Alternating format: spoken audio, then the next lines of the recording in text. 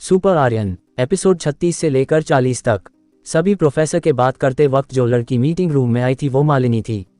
आते ही उसने सबसे पहले प्रिंसिपल सर की ओर देखी और उनका अभिवादन किया। मालिनी ने अभी तक लकी को नहीं देखा था, लेकिन लकी ने उसे देख लिया था और गुस्से में उसे घूरे जा रहा था। मालिनी को नहीं पता था कि उसे वहां क्यों बुलाया गया है। मालिनी प्रिंसिपल सर से बोली, सर मुझे यहाँ क्यों बुलाया गया है। मालिनी की बात सुनकर प्रिंसिपल सर लकी के ओर देखते हुए बोले, क्या तुम इसे जानती हो। प्रिंसिपल सर की बात सुनकर मालिनी ने उनके नज़रों के पीछा किया तो उसकी नज़र लकी पर पड़ी। मालिनी ने लकी को के नज़र में पहचान लिया और वो शॉक हो गई। मालिनी मन ही मन सोचने लगी, आखिर लकी यहाँ क्या कर रहा है, कहीं सबको 2 साल पहले वाली घटना का पता तो नहीं चल गया। मालिनी के चेहरे के बदलते एक्सप्रेशन को सबने देख लिया और उन्हें भी समझ आ गया था कि कुछ तो गड़बड़ है। मालिनी ने बदलते भाव के देखकर प्रिंसिपल सर मालिनी से बोले, मालिनी कुछ बोलो, क्या तुम इस लड़के को जानती हो। प्रिंसिपल सर की आवाज़ सुनकर मालिनी का ध्यान टूटा और वो हकलाते हुए बोली, जी सर मैं जानती हूँ इसे। तुम इतनी हकला क्यों रही हो और तुम्हारे माथे पर पसीना क्यों है। प्रिंसिपल सर बोले, नहीं सर कोई पसीना नहीं है, देखिए। मालिनी पसीना पोंछते हुए बोली, चलो छोड़ो, तुम जानती हो तुम्हें यहाँ क्यों बुलाया गया है। प्रिंसिपल सर ने मालिनी से पूछा। नहीं सर मुझे नहीं मालूम क्यों बुलाया गया है मुझे, मालिनी ने जवाब दिया। तुम्हें नहीं मालूम, चलो मैं बता देता हूँ। लकी ने तुम पर इल्ज़ाम लगाए है कि 2 साल पहले जो इल्ज़ाम लगे थे वो झूठे थे और इस साजिश जय के साथ तुम भी शामिल थी। प्रिंसिपल सर मालिनी से बोले। मैं प्रिंसिपल सर की बात सुनकर मालिनी हड़बड़ाते हुए बोली, नहीं सर ये झूठ है, मैं उसमें शामिल नहीं थी, जबकि इसने मेरे साथ ज़बरदस्ती की थी। मालिनी की बात सुनकर लकी गुस्से में बोलता है, अगर तुम सच बोल रही हो तो इतनी हड़बड़ा क्यों रही हो, और उस दिन तो तुमने बोला था कि मैंने तुम्हारे साथ ज़बरदस्ती करने की कोशिश की थी और आज बोल रही हो कि ज़बरदस्ती की थी। लकी की बात सुनकर प्रिंसिपल सर और सभी प्रोफेसर मालिनी की ओर देखने लगते हैं। सभी की नज़रों को अपनी ओर महसूस कर मालिनी घबरा जाती है और बोलती है, नहीं मैं सच बोल रही हूँ। मालिनी सब सच बताओ, नहीं तो अगर हमने पता लगा लिया तो तुम्हारे लिए अच्छा नहीं होगा। प्रिंसिपल सर गुस्से में बोले। प्रिंसिपल सर के गुस्से के देखकर मालिनी डर जाती है और डरते हुए बोली, सर वो सब मैंने जय के कहने पर किया था, लकी ने मेरे साथ कुछ नहीं किया था। उस जय ने मुझे धमकी दी थी कि अगर मैंने ऐसा नहीं किया तो वो मुझे छोड़ेगा नहीं। मालिनी की बात सुनकर सभी प्रोफेसर एक दूसरे को देखने लगते हैं। सभी को मालिनी पर गुस्सा आ रहा था, लेकिन मालिनी से ज़्यादा सबका गुस्सा जय पर था। लेकिन अब जय का कुछ बिगाड़ नहीं सकते क्योंकि जय पहले ही एकेडमी से पास हो चुका था। प्रिंसिपल सर गुस्से में मालिनी से बोले, तुम्हें मालूम है तुम्हारे झूठ की वजह से एक मासूम की जिंदगी बर्बाद हो गई। माफ़ कर दीजिए सर मैं मजबूर थी। जय ने मुझे धमकी दी थी कि अगर मैंने उसका काम नहीं किया तो वो मेरे परिवार को ख़त्म करवा देगा। मैं बहुत ही आम परिवार से हूँ सर और इसलिए मुझे ये करना पड़ा। मालिनी रोते हुए बोली। मालिनी की बात सुनकर आर्यन का दिल पसीज गया और आर्यन बोला, सर मैं एक बात बोलूं। हाँ बोलो, क्या बोलना चाहते हो। प्रिंसिपल सर आर्यन से बोले। सर लकी की लाइफ बर्बाद करने में जितना योगदान मालिनी का है उतना की योगदान एकेडमी के मैनेजमेंट का है। आर्यन ने कहा। तुम ये क्या बोल रहे हो आर्यन। प्रिंसिपल सर आर्यन को घूरते हुआ बोले। प्रिंसिपल सर को गुस्सा आ गया था आर्यन पर क्योंकि उसने एकेडमी के मैनेजमेंट पर इल्ज़ाम लगाया था। ये एक बड़ी बात थी। सभी प्रोफेसर भी आर्यन को गुस्से में देखे जा रहे थे। हाँ सर लकी की बर्बादी में एकेडमी का भी हाथ था क्योंकि जब लकी पर इल्ज़ाम लगे तब किसी ने एक बार भी लकी की बात नहीं सुनी और लकी को घायल अवस्था में एकेडमी से बाहर निकाल दिया गया, पूरा इलाज भी नहीं होने दिया। तो बताइए सर इसमें एकेडमी का दोष है कि नहीं। आर्यन वहां बैठे सभी लोगों को देखते हुए बोला। आर्यन के नज़रों में गुस्सा साफ झलक रहा था। आर्यन की बात सुनकर सभी प्रोफेसर का चेहरा नीचे झुक गया, कोई भी कुछ बोल नहीं पा रहे थे। सभी को एहसास हो गया कि लकी के साथ जो कुछ भी हुआ उसमें उनका भी हाथ था, अनजाने में ही सही। कुछ देर सबको देखकर आर्यन फिर बोला, आप सब ने एक बार भी नहीं सोचा कि जो लड़का अभी अभी भयानक लड़ाई से जिंदा बचा हो वो ऐसा कैसे कर सकता है, और सब इतने शक्तिशाली लोग हैं फिर भी आप लोगों को आभास नहीं हुआ कि इतना ज्यादा घायल होने के बाद किसी की शक्तियों पर क्या असर पड़ेगा। जब आदर्श और विजय घायल हुआ था तब उसे देखते ही मुझे ये आभास हो गया था कि अगर इन दोनों का सही से इलाज नहीं हुआ तो ये दोनों अपनी अपनी शक्तियां खो देंगे। आर्यन की बात सुनकर सभी प्रोफेसर और प्रिंसिपल सर का चेहरा शर्म से झुक गया। वे सभी मन ही मन बोले, ये लड़का तो सही बोल रहा है, कहीं ना कहीं हम भी लकी के दोषी है। पूरा मीटिंग रूम आर्यन की बात सुनकर शांत हो गया था। उस शांति को भंग करते हुए प्रिंसिपल सर बोले, तुम सही बोल रहे हो आर्यन, इसमें हमारा भी दोष है, हमने उस वक्त सही फैसला नहीं लिया। सर आप लोग तो अभी भी सही फैसला नहीं ले रहे हैं। आर्यन बोला। तुम कहना क्या चाहते हो आर्यन। प्रिंसिपल सर ने आर्यन से पूछा। सर आप सब एक बात भूल रहे हैं कि इस साजिश में डॉक्टर चेतन भी शामिल थे, लेकिन आपने केवल मालिनी को बुलाया लेकिन डॉक्टर चेतन को नहीं बुलाया, क्या ये ठीक है। आर्यन ने जवाब दिया। आर्यन की बात सुनकर प्रिंसिपल सर समझ गए और वो बोले, आर्यन तुम्हें एक बात समझनी होगी, डॉक्टर चेतन एक हाई पोस्ट पर है, उसके खिलाफ कोई भी एक्शन लेने के लिए पुख्ता सबूत चाहिए, लेकिन हमारे पास कोई खास सबूत नहीं है, पहले हमें सबूत इकट्ठा करना होगा। लेकिन सर सबूत के तौर पर मैं हूँ लकी है, और क्या सबूत चाहिए। आर्यन बोला। नहीं आर्यन, इतना काफ़ी नहीं है। माना कि लकी का शक्ति स्तर गिर चुका है, लेकिन डॉक्टर चेतन ये बोल देगा कि पिछले 2 साल में कोई एक्सीडेंट हुआ होगा। और रही आदर्श और विजय की बात, तो वो बिल्कुल ठीक है, प्रिंसिपल सर ने बोला। लेकिन सर, इन दोनों का इलाज तो मैंने करवाया था, वो भी अपने गुरुजी से, आर्यन बोला। तुम्हारे पास कोई सबूत है क्या? तुम्हारे गुरुजी यहाँ आकर गवाही देंगे, प्रिंसिपल सर बोले। प्रिंसिपल सर की बात सुनकर आर्यन कुछ देर के लिए शांत हो गया। फिर चुप्पी तोड़ते हुए आर्यन बोला, सर इतनी छोटी काम के लिए अपने गुरुजी को बुलाओ। वो डॉक्टर चेतन इस योग्य नहीं, मैं ही उसके लिए काफ़ी हूँ। मैं इकट्ठा करूंगा उसके खिलाफ सबूत। आर्यन, तुम अपने गुरुजी को कुछ ज़्यादा नहीं समझ रहे हो, प्रिंसिपल सर बोले।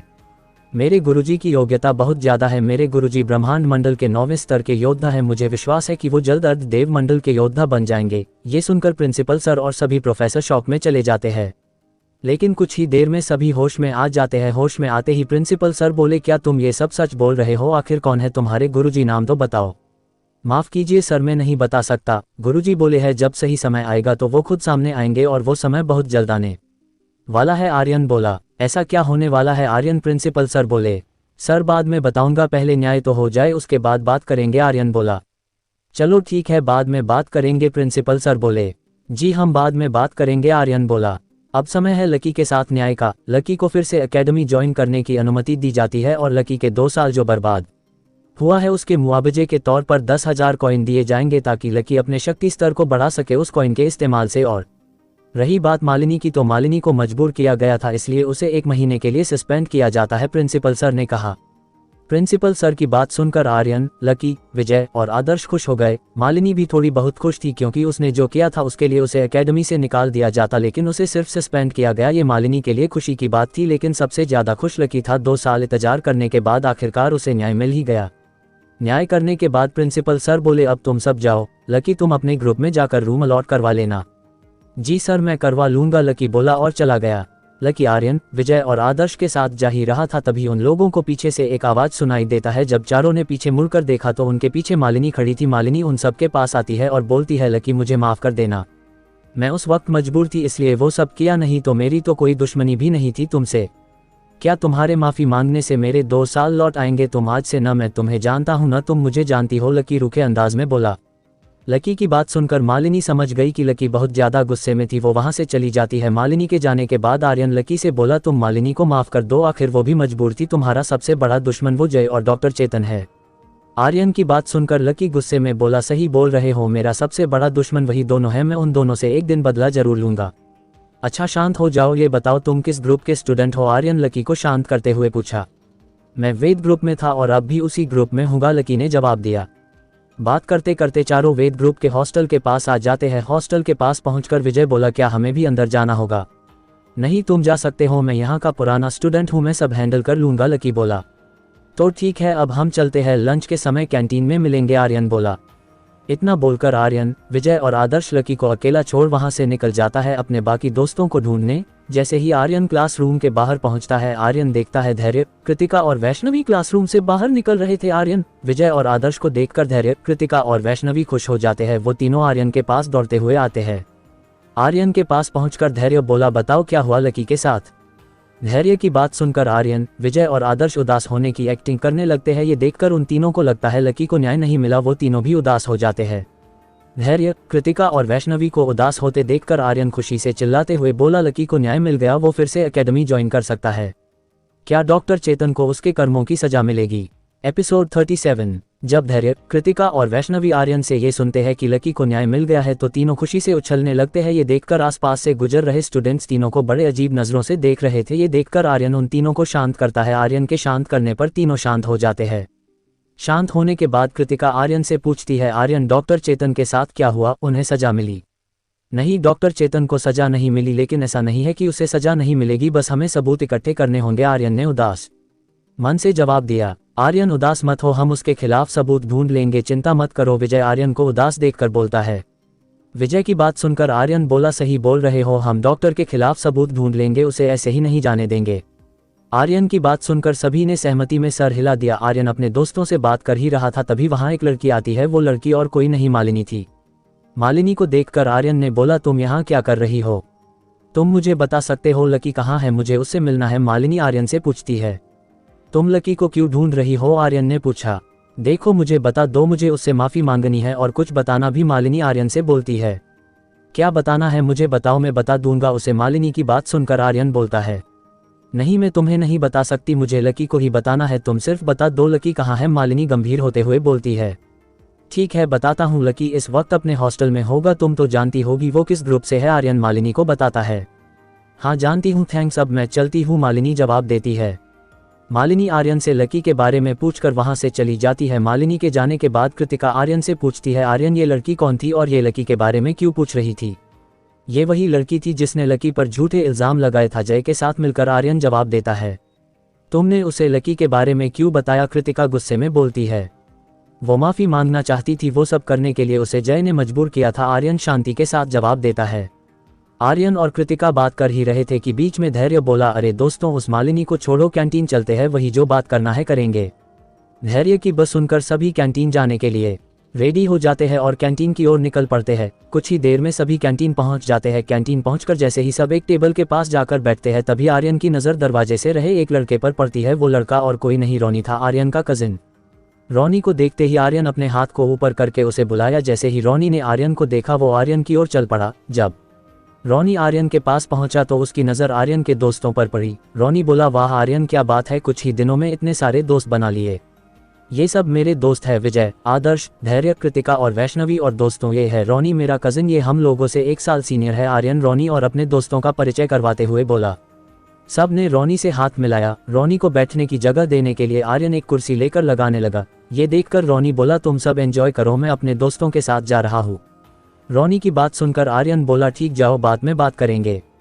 आर्यन ने कहने पर रोनी जाने लगा। तभी उसे कुछ याद आया और वो बोला, आर्यन तुम्हारे उस दोस्त का क्या है जिसे तुम गेट पर लेने गए, क्या नाम था उसका? हालांकि उसे फिर एकेडमी ज्वाइन करने की अनुमति मिल गई, उसे झूठे इल्ज़ाम में फंसाया गया था, आर्यन जवाब दिया। चलो अच्छा हुआ, नहीं तो उसका जीवन बर्बाद हो जाता, रोनी बोला। इतना बोलकर रोनी वहां से चला गया। रोनी के जाते ही धैर्य आर्यन से बोला, आर्यन हम पिछले 3 महीने से एकेडमी में है और आज बता रहे हो तुम्हारा एक भाई यहाँ सीनियर है, पहले क्यों नहीं बताया? अरे वो एक मिशन पर गया हुआ था इसलिए नहीं मिलवाया, और तुमसे किसने कहा कि मेरा एक भाई सीनियर है? आर्यन बोला। क्या मतलब तुम्हारा और कोई भी सीनियर है? धैर्य ने पूछा। हाँ मेरे बड़े भाई अखिल यहाँ फाइनल ईयर में है, आर्यन ने जवाब दिया।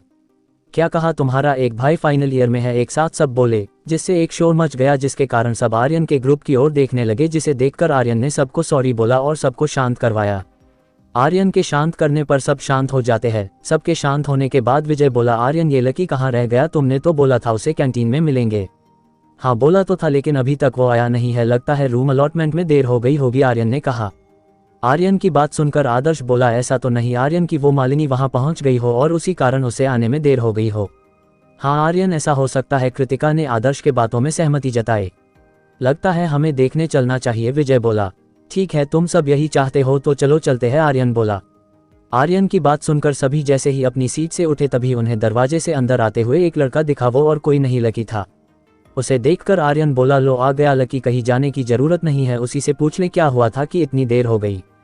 गेट के अंदर आते ही लकी ने इधर उधर नजर घुमाई, तभी उसे आर्यन दिखा जो हाथ ऊपर करके उसे बुला रहा था। आर्यन को देखकर लकी आर्यन की सीट की ओर चल पड़ता है। जब लकी आर्यन के ग्रुप के पास पहुंचता है तो वो देखता है उसके लिए एक कुर्सी पहले से लगी हुई थी। खाली कुर्सी पर बैठते हुआ लकी बोला, सॉरी यार देर हो गई, वो मालिनी पहुंच गई थी, हमें अंदेशा था कि वो तुम्हारे पास गई होगी, पहले हमारे पास ही आई थी। क्या बोली? वो बोल रही थी तुम्हें कुछ बताना है, आर्यन बोला। हाँ वो बताने आई थी कि जय और डॉक्टर चेतन ने मेरे साथ ऐसा क्यों किया, लकी ने बोला। क्यों किया था? साजिश उन दोनों ने तुम्हारे खिलाफ, आर्यन ने पूछा। कृतिका, वैष्णवी, विजय, आदर्श और धैर्य लकी की ओर ही देख रहे थे। वो सभी लकी के कुछ बोलने का इंतजार कर रहे थे। खुद को ऐसे देखते देख लकी बोला, मुझे ऐसे कैसे देख रहे हो, बताता हूँ। हाँ तो बताना, इंतजार किसका कर रहा है? धैर्य बोला। जय ने ये सब अपने भाई के लिए किया और वो डॉक्टर चेतन उसका कोई दूर का रिश्तेदार है, लकी ने बोला। उसके भाई से तुम्हारा क्या नाता है? आर्यन ने पूछा। नाता है, उसका भाई उसी साल एंट्रेंस एग्जाम देने आया था जिस साल में आया था। उसके भाई का नाम अजय था, मेरे कारण उसका भाई एंट्रेंस एग्जाम में दूसरे नंबर पर आया और मैं पहले नंबर पर, इसी कारण उसने गुस्से में सुसाइड कर लिया। इतना बोलकर लकी चुप हो गया। लकी की बात सुनकर सभी शॉक हो गए। शॉक से बाहर आते हुए आर्यन बोला, लेकिन उसने सुसाइड किया क्यों? आखिरकार उसने दूसरा रैंक हासिल तो कर लिया था। असल में उसके परिवार में आज तक जिसने भी एंट्रेंस एग्जाम दिया वो टॉप किए थे, यहाँ तक जय भी, और वही मेरी वजह से वो सेकंड आया, वो भी एक अनाथ बच्चे के कारण। ये उसकी इंसल्ट थी और परिवार में भी उसे भला बुरा कहने लगे, इसी कारण उसने सुसाइड कर लिया और जय इसका जिम्मेदार मुझे मानता है। लकी ने एक सॉस में पूरी बता दी। अरे यार, इसमें तो उसके परिवार की गलती है, इसमें तुम्हारा क्या कसूर? आर्यन बोला। हाँ, इसमें तुम्हारा क्या कसूर, ये तो उसके परिवार की गलती है, कृतिका आर्यन की बातों में सहमति जताते हुए बोली। ये बात उसका भाई नहीं समझना, वो तो मुझे ही जिम्मेदार मानता है, लकी परेशान होते हुए बोला। तो अब तुम्हें क्या करना है? आर्यन ने लकी से पूछा। मालिनी बोल रही थी कि मुझे संभल कर रहना चाहिए क्योंकि डॉक्टर चेतन कोई भी साजिश रच सकते हैं, लकी बोला। लेकिन वो ये सब क्यों कर रहा है? आखिरकार वो है तो सिर्फ एक दूर का रिश्तेदार, विजय ने पूछा। क्योंकि वो जय के गुड बुक्स में आना चाहता है, क्योंकि जय अपने परिवार का अगला हेड बनने वाला है, लकी ने जवाब दिया। लकी की बात सुनकर सब लकी के परेशान हो गए। सबको परेशान होते देखकर लकी बोला, अच्छा छोड़ो उस डॉक्टर चेतन को, मुझे तुम सबसे कुछ बात करनी है। क्या बात करनी है? आर्यन ने पूछा। पहले ये बताओ कि तुम सब में जलमंडल में कौन कौन प्रवेश कर चुका है, लकी आर्यन के पूछने पर बोला। लकी की बात सुनकर आर्यन और कृतिका ने अपना हाथ उठाया। ये देखकर लकी बोला, क्या तुम दोनों मेरे साथ मिशन पर चलोगे? मिशन किस तरह का मिशन, और क्या पहले साल के स्टूडेंट्स को जाने देने का रूल है? आर्यन न पूछा। क्या तुम लोगों ने मिशन पर जाने का रूल पता नहीं किया? लकी सरप्राइज होते हुए पूछा। यार, हमें आए हुए 3 महीने तो हुए हैं, किसी ने नहीं बताया मिशन के बारे में, यहाँ तक प्रोफेसर ने भी नहीं, धैर्य बोला। तुम पूछते तो बताने से मना कर देते, लेकिन आर्यन पूछता तो जरूर बताते, लकी ने बोला। ऐसा क्यों, क्या हम में कांटे लगे हैं? धैर्य बोला।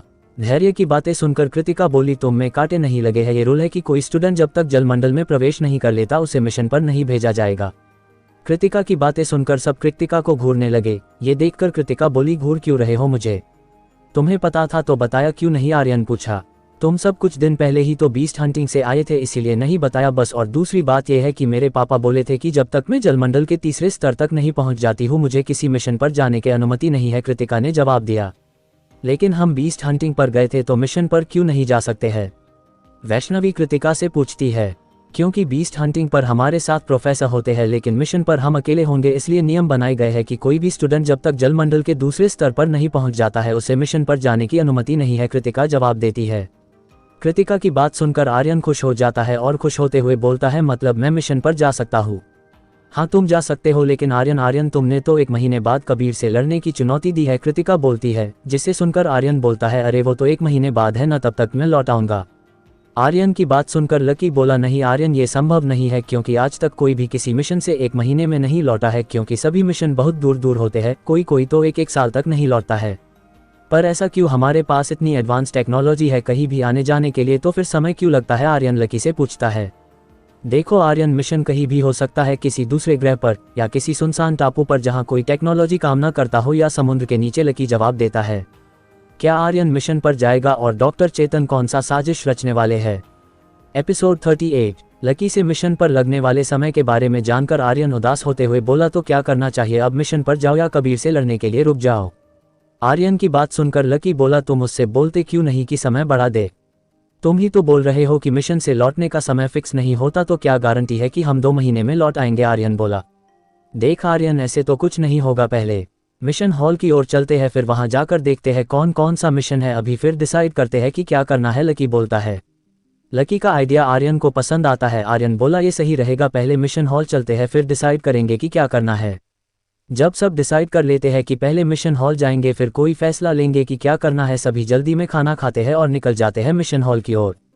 कुछ ही देर में सभी एक बिल्डिंग के सामने खड़े थे। उस बिल्डिंग पर बड़े बड़े अक्षरों में लिखा था, दिव्यकृति मिशन हॉल।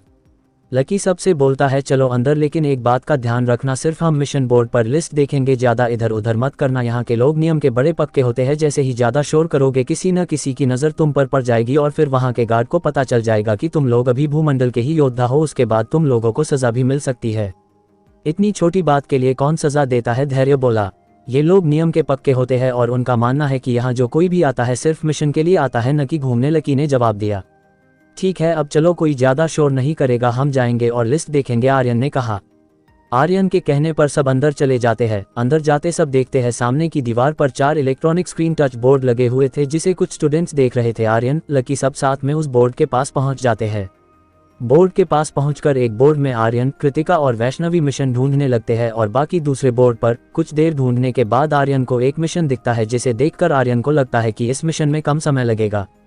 ये मिशन था सुनहरा फूल लाने का, जो एकेडमी के पास वाले जंगल के मध्य में मिलता है। जंगल का मध्य इलाका सबसे ज्यादा खतरनाक था क्योंकि सबसे ज्यादा तिलिस्मी जानवर यही रहते थे। यहाँ पर रैंक 6 तक के तिलिस्मी जानवर मिलने की संभावना होती थी, इसलिए कोई भी स्टूडेंट्स वहां जाने की हिम्मत नहीं करता था। जब आर्यन ने सुनहरे फूल पर टच किया तो एक नया फोल्डर खुल गया जिसमें सारे डिटेल लिखे हुए थे। उस फोल्डर में लिखा हुआ था आइटम सुनहरे फूल, क्विंटिटी 5, रिवॉर्ड 5000 कॉइन और सबसे नीचे लिखा हुआ था एक सेब। जब आर्यन ने सारी डिटेल पढ़ ली तो उसने लकी और बाकी सबको बुलाया। उन्हें भी एक मिशन मिल गया था जिसका डिटेल वो सब देख रहे थे। तभी आर्यन के बुलाने पर वो सभी आर्यन के पास पहुंच गए। आर्यन के पास पहुंचते ही लकी बोला, क्या हुआ आर्यन, मुझे तो एक मिशन मिल गया, क्या तुम्हें भी मिशन मिला? हाँ मिला, ये देखो। आर्यन लकी को स्क्रीन दिखाते हुए बोला। आर्यन की बात सुनकर लकी ने स्क्रीन की ओर देखा तो वो शॉक हो गया और वो आर्यन से चिंतित स्वर में बोला, आर्यन तुम जंगल के मध्य इलाके में जाओगे, वो जगह बहुत खतरनाक है आर्यन, आज तक कोई भी वहां से लौट कर नहीं आया है। लकी की बात सुनकर कृतिका को छोड़कर सब आश्चर्य में थे। कृतिका मध्य इलाके के बारे में सब जानती थी। सभी लकी को देखे जा रहे थे। तभी धैर्य आश्चर्य में बोल, ये क्या बोल रहे हो लकी, वहां से कोई लौट के नहीं आया है, पर क्यों? क्योंकि वहां पर एक रैंक 6 का तिलिस्मी जानवर है जो सुनहरी फूल की रक्षा करता है, जिसका सामना केवल एक नक्षत्र मंडल का योद्धा ही कर सकता है। लेकिन उस रैंक 6 के अलावा भी कई रैंक 5 के जानवर हैं जिनकी शक्ति एक साथ होने पर बहुत ज्यादा हो जाती है, लकी गंभीरता के साथ बोला। लकी की बात सुनकर सभी एक दूसरे को देख रहे थे। तभी आर्यन बोला, तो हम क्या करें, क्योंकि अभी हमारी शक्ति उतनी नहीं है। इसका एक ही उपाय है, कोई दूसरा मिशन। चलो हमने जो मिशन देखा है उसे देखते हैं, लकी ने कहा। लकी के कहने पर आर्यन दूसरे स्क्रीन पर देखने चला गया। जब आर्यन स्क्रीन के पास पहुंचा तब लकी ने एक फोल्डर खोला जिस पर पिछले वाले स्क्रीन की तरह सारे डिटेल लिखे हुए थे। ये डिटेल सफेद तरल की थी जिसे लाने के लिए रिवॉर्ड थे 3000 कॉइन। आर्यन सफेद तरल के बारे में जानता था। सफेद तरल किसी भी योद्धा के शक्ति स्तर को बढ़ाना में बहुत मददगार साबित होता था। आर्यन ने कहा, सफेद तरल तो बहुत उपयोगी होता है, इसे हम अपने लिए भी लाएंगे ताकि शक्ति स्तर बढ़ाने में आसानी हो, लेकिन ये मिलेगा कहाँ? आर्यन की बात सुनकर लकी ने कहा, सही कहा तुमने, ये हमारे लिए भी फायदेमंद होगा। ये सफेद तरल काला पर्वत के एक गुफा में मिलता है, लेकिन उस गुफा तक आज तक बहुत कम लोग ही पहुंच पाए हैं। ऐसा क्यों? आर्यन ने पूछा। क्योंकि वो पर्वत बहुत अजीब है। उस पर्वत पर जाने में कोई खतरा नहीं, वहां शक्तिशाली जानवर भी नहीं है, लेकिन उस पर्वत पर चढ़ना बहुत मुश्किल है क्योंकि ये पर्वत आधे भाग तक काले धुंध से ढका होता है, इसलिए कुछ दिखाई नहीं देता है, लोग फिसलकर गिर जाते हैं, लकी ने जवाब दिया। इस मिशन को पूरा करने में कितना समय लगेगा? आर्यन ने पूछा। कम से कम 15 दिन, ज्यादा से ज्यादा 25 दिन। क्या तुम जाओगे? लकी ने पूछा। हाँ हम जाएंगे, इस मिशन को एक्सेप्ट कर लो, आर्यन ने कहा। ठीक है, जैसा तुम कहो। इतना बोलकर लकी ने एक्सेप्ट पर टच कर लिया। टच करते ही एक और फोल्डर खुल गया जहां मिशन स्वीकार करने वाले की डिटेल देना था। लकी ने अपना और आर्यन का डिटेल दे दिया क्योंकि इस मिशन पर वही दोनों जा रहे थे। डिटेल को एंटर करते ही स्क्रीन पर एक नंबर दिखाई दिया जो था LAY 3000। लकी ने उस नंबर को याद कर लिया और आर्यन को लेकर एक काउंटर पर गया। बाकी सब स्क्रीन पर और कोई मिशन देख रहे थे। दूसरी ओर काउंटर पर एक खूबसूरत लड़की बैठी हुई थी। वो लड़की कृतिका से ज्यादा तो नहीं लेकिन उससे कम भी खूबसूरत नहीं थी। उस लड़की को देखकर लकी शॉक हो गया और बोला, काव्या तुम यहाँ क्या कर रही हो? लकी को अपने सामने देखकर काव्या भी शॉक में थी। वो बोली, लकी तुम यहाँ क्या कर रहे हो? तुम्हें तो निकाल दिया गया था। अब मैं वापस आ गया हूँ एकेडमी में, मैंने खुद को बेगुनाह साबित कर लिया, लेकिन तुम यहाँ क्या कर रही हो? लकी बोला, मैं यहाँ पार्ट टाइम जॉब करती हूँ ताकि अपना खर्च चल सके। ये सब छोड़ो, क्या तुम यहाँ मिशन के लिए आए हो? काव्या बोली, हाँ ये लो कोड। लकी अपना कोड दे दिया जिसे काव्या ने एक सिस्टम में अपलोड करके लकी को एक कार्ड दे दिया जिसमें इस मिशन की सारी जानकारी थी। ठीक है काव्या, अब मैं चलता हूँ, मिशन से आने के बाद तुमसे मिलूंगा, लकी ने कहा। काउंटर से हटने के बाद आर्यन ने लकी से मजाकिया अंदाज में पूछा, क्या काव्या और तुम गर्लफ्रेंड बॉयफ्रेंड थे? जो देखते ही पहचान लिया, खूबसूरत तो है वो। ऐसा नहीं कह सकते, हमारी दोस्ती शुरू ही हुई थी कि मुझे एकेडमी से निकाल दिया गया था, लकी ने जवाब दिया। चलो कोई बात नहीं, अब फिर से शुरू कर लेना दोस्ती, आर्यन मुस्कुराते हुए बोला। आर्यन को मुस्कुराते हुए आते देख कृतिका पूछती है, क्या हुआ आर्यन, मुस्कुरा क्यों रहे हो? हमें भी बता दो। बात तो है मुस्कुराने की, लकी को उसकी पुरानी दोस्त मिल गई यहाँ, आर्यन ने मुस्कुराते हुए जवाब दिया। वाह क्या बात है, कौन है लकी की दोस्त? हमें भी मिलवाओ, धैर्य बोला। वो जो काउंटर पर बैठी है वही है, नाम है काव्या। आर्यन काव्या की ओर उंगली दिखाते हुए बोला। ये सब देखकर लकी बनावटी गुस्सा करते हुए बोला, अब चलो यहाँ से, मिशन पर जाने की तैयारी भी करनी है, कल सुबह ही निकलना है। लकी को बनावटी गुस्सा करते देख सब हंसने लगे और मिशन हॉल से बाहर निकल गए। आज लंच के बाद किसी ने कोई क्लास नहीं किया, सभी सीधे अपने अपने रूम की ओर निकल पड़े। रास्ते में जाते वक्त आर्यन ने लकी से कहा, रात में डिनर के समय सोचेंगे कि कल कितने बजे यहाँ से निकलना है। ठीक है मिलेंगे रात को फिर सोचते हैं, लकी ने जवाब दिया। आर्यन को जवाब देने के बाद लकी अपना रास्ता बदलकर अपने रूम की ओर निकल जाता है, बाकी अपने रूम की निकल जाते हैं। कुछ ही देर में आर्यन अपने रूम में पहुंच जाता है। रूम में पहुंचते ही आर्यन आयामी दुनिया का दरवाजा खोलता है और उसके अंदर चला जाता है। अंदर जाते ही आर्यन देखता है कि गुरुजी आज भी कुछ लिख रहे थे। उनके पास जाते ही आर्यन उनको प्रणाम करता है और बोलता है, गुरुजी ये किताब देखिए, इस किताब पर वही निशान है जो मेरे तलवार और मेरे हाथ पर है। आर्यन की बात सुनकर गुरुजी किताब की ओर देखते हैं और देखते ही शौक हो जाते हैं। ये किताब कहाँ से मिली तुम्हें? गुरुजी आर्यन के हाथ से किताब लेते हुए पूछते हैं। गुरुजी ये किताब मुझे प्रिंसिपल सिंह की बेटी ने दिया है, ये प्रिंसिपल सिंह के पास था। आर्यन जवाब देता है। क्या तुम जानते हो इस किताब में क्या लिखा है? गुरुजी आर्यन से पूछते हैं किताब को उल्टते हुए। मैंने पढ़ा तो नहीं है, लेकिन कृतिका बता रही थी कि ये किताब बैटल गॉड रुद्रा के बारे में है। बैटल गॉड की पूरी जीवनी इस किताब में है, उनके मौत को छोड़कर। आर्यन जवाब देता है। जानते हो आर्यन, ये किताब मेरे गुरुजी के पास थी, लेकिन ये प्रिंसिपल सिंह के पास कैसे पहुंची ये समझ में नहीं आया। गुरुजी ने कहा। मतलब गुरुजी आप इस निशान के बारे में सब कुछ जानते हैं, तो फिर मुझे क्यों नहीं बताया आपने? आर्यन ने कहा। हाँ मैं जानता था इस निशान के बारे में, तुम्हारे इस निशान को देखते ही मैं समझ गया था कि तुम बैटल गॉड के पुनर्जन्म हो। गुरुजी ने जवाब दिया। तो क्या आपने मुझे इसलिए शिष्य बनाया कि मैं बैटल गॉड का पुनर्जन्म हूँ? आर्यन ने पूछा। नहीं, तुम्हें शिष्य के रूप में चुनने का कारण वही है जिसे मैंने तुम्हें पहले बताया था, गुरुजी ने जवाब दिया। गुरुजी की बात सुनकर आर्यन ने राहत की सांस ली और गुरुजी से पूछा, गुरुजी क्या मैं सचमुच बैटल गॉड का पुनर्जन्म हूँ या उसका वारिस?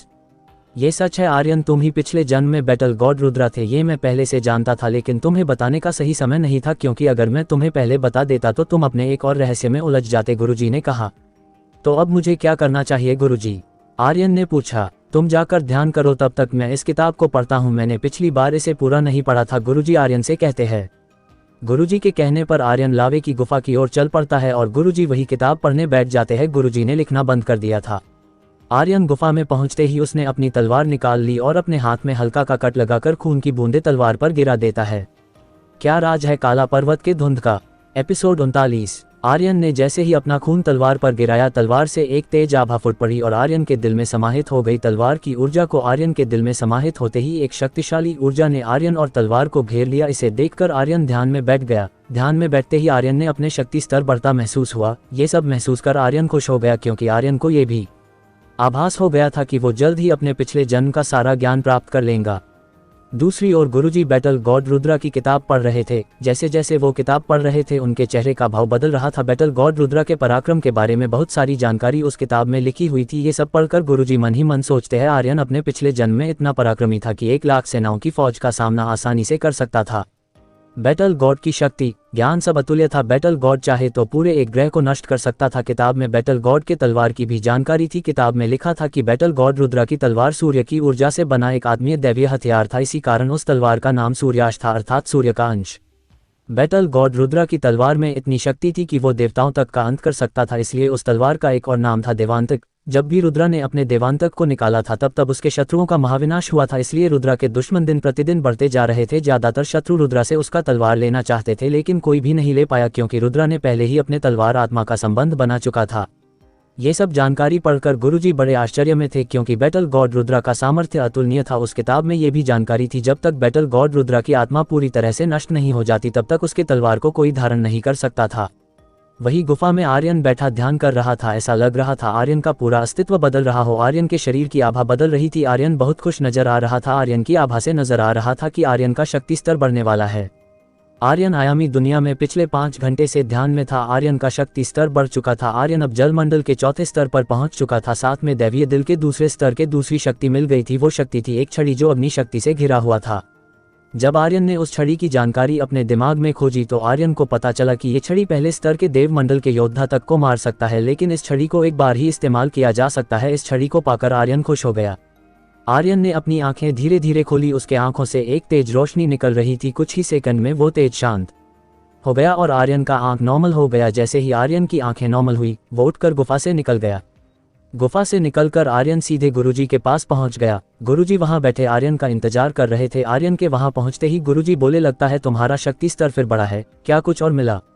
पूर्ण विराम। जी गुरुजी, अब मैं 4थे स्तर पर पहुंच गया हूं और मुझे एक अग्नि छड़ी मिली है, जिससे मैं देवमंडल के पहले स्तर के योद्धा को मार सकता हूं, लेकिन मैं छड़ी का इस्तेमाल केवल एक बार ही कर सकता हूं, आर्यन ने जवाब दिया। होता है आर्यन, ऐसा कुछ शक्तियां ऐसी होती है जिनका इस्तेमाल केवल एक बार किया जाता हो, लेकिन ये शक्ति बहुत भयानक होती है, इसलिए इसका इस्तेमाल सोच समझ कर करना, गुरुजी ने आर्यन से कहा।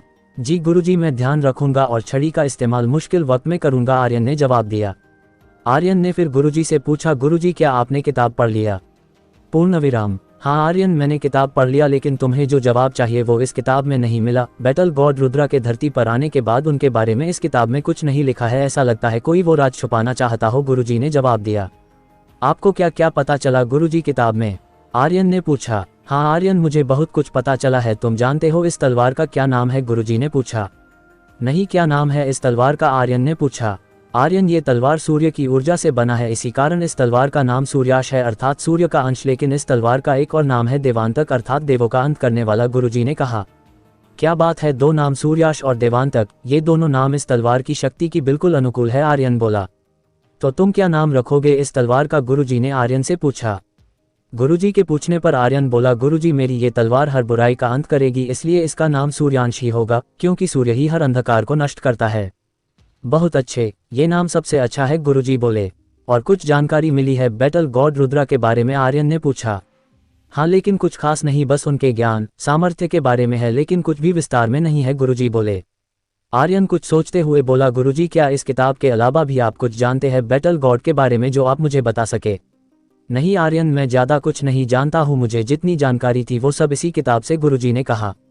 लगता है मुझे अब तलवार से पूर्ण रूप से जुड़ने का इंतजार करना होगा, तभी मुझे सारी जानकारी मिलेगी, आर्यन मन ही मन सोचा। गुरुजी अब मैं चलता हूँ। इतना बोलकर आर्यन ने गुरुजी को प्रणाम किया और गुरुजी की अनुमति लेकर आयामी दुनिया से बाहर निकल गया। बाहर जाकर आर्यन ने देखा कि उसके रूममेट्स एक अच्छे बच्चे की तरह किताब पढ़ रहे थे। ये देखकर आर्यन बोला, क्या बात है, लगता है मेरे दोस्त सुधर गए हैं, क्या पढ़ रहे हो? अरे कुछ खास नहीं है, बस ऐसे ही, ये किताब एक नॉवेल है, धैर्य मुस्कुराते हुए बोला। क्या नाम है नॉवेल का? आर्यन ने पूछा। युद्ध देवता का वारिस, विजय ने जवाब दिया। वॉट, कहाँ से मिला तुम्हें ये किताब? आर्यन बोला। लाइब्रेरी से। तुम बैटल गॉड के वारिस हो, इसलिए हम पढ़ रहे हैं, जानना चाहते हैं कि बैटल गॉड के वारिस को कौन कौन शक्ति मिलती है? विजय मुस्कुराते हुए बोला। क्या मजाक है, मैं कोई वारिस नहीं हूँ, आर्यन मुस्कुराते हुए बोला। अरे तुम भूल गए कि कृतिका ने क्या कहा था कि जो भी बैटल गॉड तलवार उठा सकता है वो बैटल गॉड का वारिस होगा, विजय ने कहा।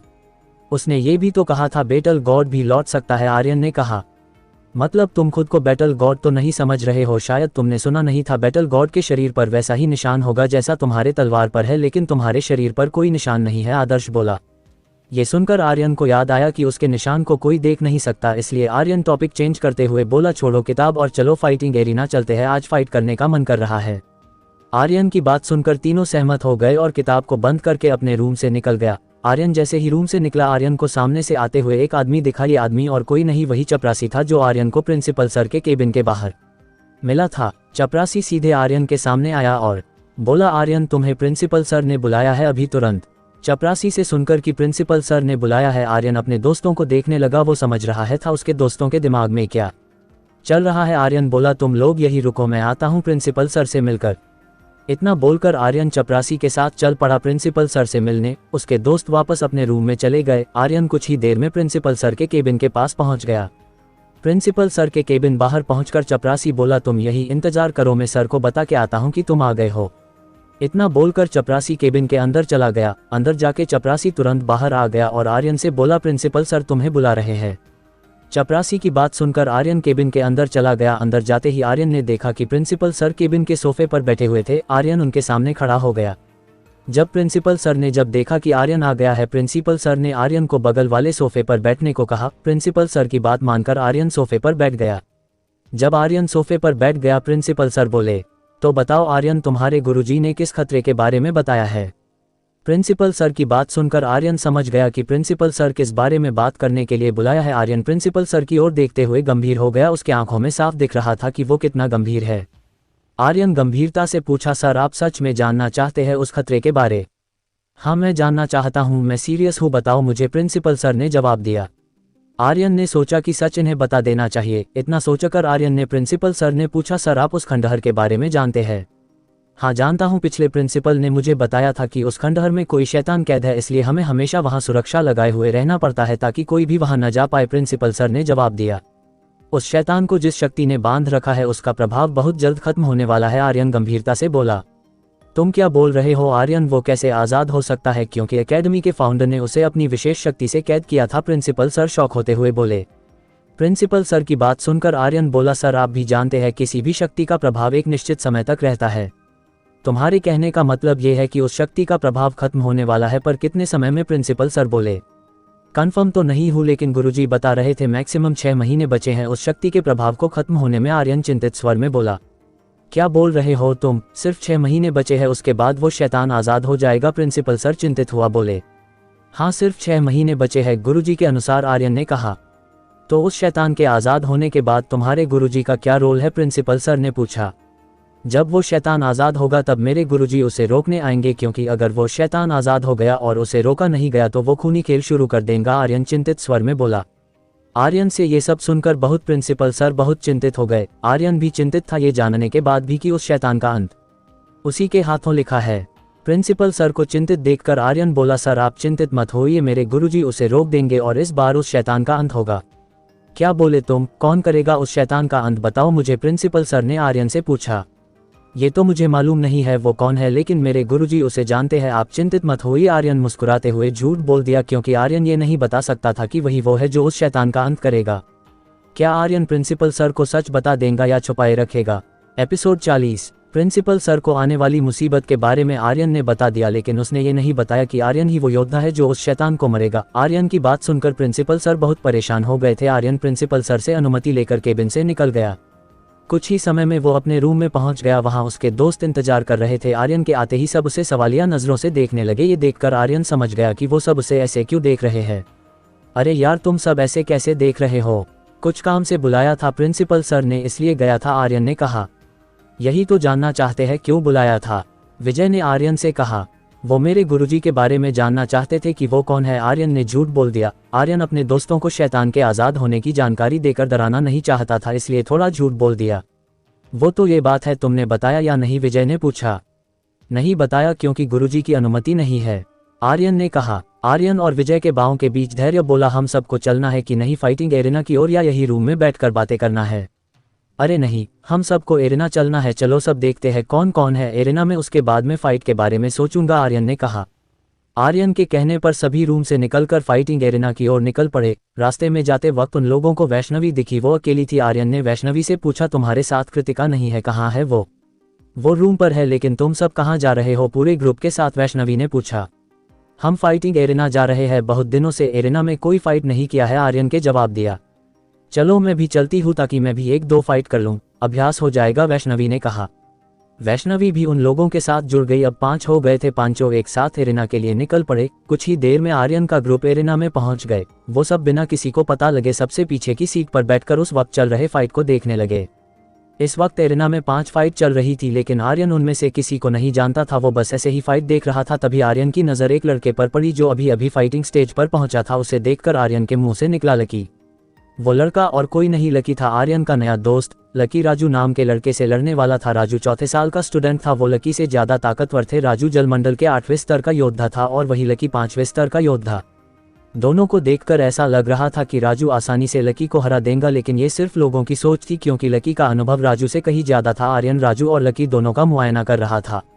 आर्यन के मुंह से लकी का नाम सुनकर आर्यन के सभी दोस्त आर्यन की नज़रों का पीछा करते हुए लकी की ओर देखा। स्टेज पर लकी को देखकर आदर्श बोला, लगता है इस लकी को फाइटिंग एरिना से बहुत प्यार है, तभी तो आज ही एकेडमी लौटा और आज ही एरिना पहुंच गया। सही बोल रहे हो, लगता है इसे एरिना से कुछ ज़्यादा लगाव है, विजय ने सहमति जताई। आर्यन तुम्हें क्या लगता है कौन जीतेगा, लकी या राजू? वैष्णवी आर्यन से पूछती है। अगर शक्ति स्तर की बात करें तो राजू जीत जाएगा, वही अनुभव की बात करें तो लकी के पास ज़्यादा है, इस लड़ाई में कुछ कह नहीं सकते हैं, आर्यन ने जवाब दिया। इन्हीं बातों के बीच लकी और राजू ने एक दूसरे पर हमला कर किया। दोनों का हमला बहुत शक्तिशाली है। दोनों ने तलवार थाम रखी थी। जैसे ही दोनों का हमला टकराया, एक भयानक विस्फोट हुआ और उस विस्फोट से उत्पन्न ऊर्जा आसपास फैल गई। विस्फोट के कारण राजू और लकी दोनों 10 कदम पीछे हट गए, लेकिन दोनों में से किसी को कुछ खास नुकसान नहीं हुआ। आर्यन बड़े गौर से दोनों की फाइट देख रहा था। राजू की शक्ति देखकर आर्यन बोला, इस राजू की शक्ति को देखकर लगता है ये अभी अभी 8वें स्तर पर पहुंचा है, वही लकी 5वें स्तर के अंतिम चरण में है, वो बहुत जल्द ही 6ठे स्तर पर पहुंच जाएगा। लकी आज बहुत समय बाद फाइटिंग एरिना में आया था। जो स्टूडेंट लकी को जानते थे वो सब लकी को फाइट करते हुए देखने आ गए थे। लकी 2 साल पहले बहुत फेमस था। लकी और राजू के हमले से लगातार भयानक आवाज चारों ओर गूंज रही थी। दोनों के हमले बहुत भयानक से। लकी ने अपने से अधिक शक्तिशाली योद्धा का सामना बखूबी कर रहा था। लकी के साथ जो लड़के पहले पढ़ते थे वो पहले से जानते थे लकी क्या कर सकता था। लकी जब 9वें स्तर का योद्धा था तब वो पाताल मंडल के योद्धा 2 स्तर तक के योद्धा को हरा चुका था। लकी को अपने हमले से बचते देखकर राजू बहुत ज्यादा गुस्से में आ गया। राजू सोच रहा था कि ये लकी तो इस वक्त सिर्फ 5वें स्तर का योद्धा है, फिर भी लकी मेरा सामना कैसे कर पा रहा है। राजू लकी के बारे में सोच ही रहा था, तभी वो देखता लकी एक भयानक शक्ति अपने हाथों में इकट्ठा कर रहा था। लकी को शक्ति को इकट्ठा करते देख राजू ने भी शक्ति प्रकट करना शुरू कर दिया। कुछ ही देर में दोनों हमले करने के तैयार थे। दोनों ने अपनी अपनी शक्ति एक दूसरे पर छोड़ दिया। कुछ ही पल में लकी और राजू का हमला टकरा गया, जिससे एक भयानक विस्फोट हुआ और उस विस्फोट से उत्पन्न ऊर्जा चारों ओर फैल गई। इस हमले का प्रभाव लकी और राजू दोनों पर भी पड़ा, जिससे दोनों घायल हो गए और दूर जा गिरे। लकी और राजू दोनों खून की उल्टी करने लगे। दोनों बहुत ज्यादा घायल हो गए थे। इस लड़ाई में कोई नहीं जीत पाया। लकी को घायल देखकर आर्यन उसके पास गया और उसे सहारा देकर उठाया और उसे लेकर एरिना से लेकर निकल गया। दूसरी ओर राजू के दोस्त भी उसे एरिना के लेकर चले गए। रास्ते में जाते वक्त आर्यन ने लकी से कहा, आज फाइट करने की क्या जरूरत थी, देख घायल हो गया है, अब कल हम कैसे जाएंगे कल मिशन पर। अरे चिंता मत करो, काला पर्वत पर पहुंचते पहुंचते मैं बिल्कुल ठीक हो जाऊंगा और बचा खुचा ठीक है, वहां पहुंच के हो जाऊंगा, लकी ने बोला। आर्यन लकी को उसके रूम में ले जाकर उसके बेड पर लिटा दिया। उसके बाद आर्यन ने अपने हाथों में ऊर्जा इकट्ठा किया, जिससे एक पवित्र रोशनी निकल रही थी। आर्यन ने उस ऊर्जा को लकी के शरीर में प्रवाहित कर दिया। जैसे ही वो ऊर्जा लकी के शरीर में गया, लकी को महसूस हुआ कि उसके शरीर का बाहरी और अंदरूनी घाव ठीक हो रहे हैं। ऐसा महसूस करते ही लकी ने आर्यन से पूछा, आर्यन ये कौन सी शक्ति है, कैसा लग रहा है तुम्हें अब। आर्यन ने पूछा, बहुत अच्छा, मुझे महसूस हो रहा है कि मेरे शरीर के पुराने और नए घाव पूरी तरह से ठीक हो रहे हैं, लकी ने जवाब दिया। आर्यन के बाकी दोस्त भी वही खड़ा होकर ये सब देख रहे थे। लकी को चमत्कारी रूप से ठीक होता देखकर सभी आश्चर्य में पड़ गए। विजय ने आर्यन से पूछा, आर्यन ये कौन सी शक्ति है। हीलिंग पावर है ये शक्ति। पहले मैं सिर्फ अपने घाव ठीक कर सकता था, लेकिन अब मैं दूसरों के घाव को भी ठीक कर सकता हूँ। मुझे अब घाव ठीक करने के लिए हीलिंग लिक्विड की जरूरत नहीं है, आर्यन ने जवाब दिया। मतलब अगर हम लोग घायल हुए तो हमें उस डॉक्टर के पास नहीं जाना होगा, धैर्य बोला। धैर्य के बातों का जवाब देने से पहले आर्यन ने लकी से पूछा, कैसा लग रहा है अब तुम्हें। मुझे महसूस हो रहा है कि मेरे सारे घाव ठीक हो गए हैं, एकदम ताज़ा महसूस कर रहा हूँ, लकी ने जवाब दिया। बहुत बढ़िया, अब तुम ठीक हो गए हो, हम अब चलते हैं। इतना बोलकर आर्यन लकी के पास उठ गया और लकी के रूम से निकल गया। लकी ने उसे नहीं रोका और पीछे से बोला, कैंटीन में मिलते हैं। लकी से मिलने की बात सुनकर आर्यन ने सहमति में सर हिला दिया और निकल गया। आर्यन के पीछे पीछे उसके सभी दोस्त भी लकी के रूम से निकल गए। रास्ते में जाते वक्त आदर्श ने आर्यन से पूछा, आर्यन तुम्हें ये दूसरों को इलाज करने की शक्ति कब मिली। अरे यार, ये शक्ति मेरे पास पहले से थी, लेकिन उस वक्त में सिर्फ अपना इलाज कर सकता था, लेकिन अब हीलिंग शक्ति का स्तर बढ़ गया है तो दूसरों का भी कर सकता हूँ, लेकिन अभी सिर्फ कम घायल लोगों का, ज़्यादा घायल लोगों का इलाज अभी मैं नहीं कर सकता हूँ, आर्यन ने जवाब दिया। ऐसे ही बातें करते करते सभी अपने रूम पर पहुंच गए। वैष्णवी पहले ही निकल गई थी। रूम पर पहुंचते ही आर्यन बोला, अरे यार, मैं आज भी फाइटिंग एरिना में फाइट नहीं कर पाया, लगता है तुम्हारे किस्मत में ही नहीं है, एरिना में फाइट करना रहने दे, तुम सीधे कबीर से लड़ना, धैर्य ने हंसते हुए जवाब दिया। यार अब क्या करे, अभी तो कैंटीन भी नहीं जा सकते क्योंकि अभी 5 ही बजे है और मैं बोर हो रहा हूँ, क्या करे अब, विजय ने कहा। अभी तो बाहर से आए हैं तो अभी तो बाहर नहीं जाएंगे तो कुछ रूम में करते हैं, आर्यन बोला। तो क्या करे अब, विजय बोला। किसी के पास किसी गेम का आइडिया है जो हम रूम में खेल सकते हैं, आर्यन ने पूछा। नहीं यार, हमें तो नहीं है। अगर इस एकेडमी वालों ने रूल नहीं बनाया होता कि कोई भी स्टूडेंट किसी भी प्रकार का इलेक्ट्रॉनिक डिवाइस नहीं रख सकते, अगर हम रख सकते तो आज हम कंप्यूटर पर अच्छे अच्छे गेम खेल रहे होते, आदर्श उदास मन से बोला। लेकिन ये भी तो रूल है कि अगर गेम खेलना है तो गेमिंग रूम में जाकर खेल सकते हैं, आर्यन बोला। एकेडमी ने रूल बना रखे थे कि कोई भी स्टूडेंट अपने पास किसी भी प्रकार का डिवाइस अपने पास नहीं रख सकता है। अगर उन्हें किसी डिवाइस की ज़रूरत है तो वो एकेडमी से अपने यूज़ के लिए कह सकते हैं, कुछ दिनों के लिए, लेकिन वो भी साल में 10 बार, इससे ज़्यादा नहीं। ये नियम इसलिए बनाए गए थे ताकि कोई भी स्टूडेंट ज़्यादा समय इलेक्ट्रॉनिक डिवाइस का इस्तेमाल न करे और अपने अभ्यास पर ध्यान दे। चारों रूममेट्स गेम्स के बारे में सोचे जा रहे थे, लेकिन उन चारों में से किसी को कोई गेम सूझ नहीं रहा था। चारों गेम के बारे में सोचते सोचते और बोर होने लगे। लाख सोचने के बाद भी जब आर्यन और उसके दोस्तों को कोई आइडिया नहीं मिला तो आर्यन बोला, अब गेम का आइडिया तो नहीं मिला तो अब वही नॉवेल पढ़ते हैं, वो तुम सब दोपहर में पढ़ रहे थे, निकालो उसे। आर्यन की बात सुनकर आदर्श, विजय और धैर्य खुश हो गए और नॉवेल निकाल लिया। उस नॉवेल का नाम था युद्ध देवता का वारिस। उस किताब पर एक भयानक युद्ध की तस्वीर बनी हुई थी जो उस किताब को भयानक दिख रही थी। चारों ने एक साथ उस किताब को पढ़ना शुरू किया। आर्यन के लिए वो किताब कोई महत्व नहीं रखता था क्योंकि वो बैटल गॉड का वारिस नहीं था, वो खुद बैटल गॉड था। लेकिन ये बात वो अपने दोस्तों को नहीं बता सकता था। आर्यन कभी भी लाइब्रेरी नहीं जाता था क्योंकि सारा ज्ञान उसे गुरुजी के पास से ही मिल जाता था। क्या आर्यन अपने दोस्तों को बता देगा कि आर्यन खुद बैटल गॉड का पुनर्जन्म है? जानने के लिए सुनिए सुपर आर्यन का अगला एपिसोड।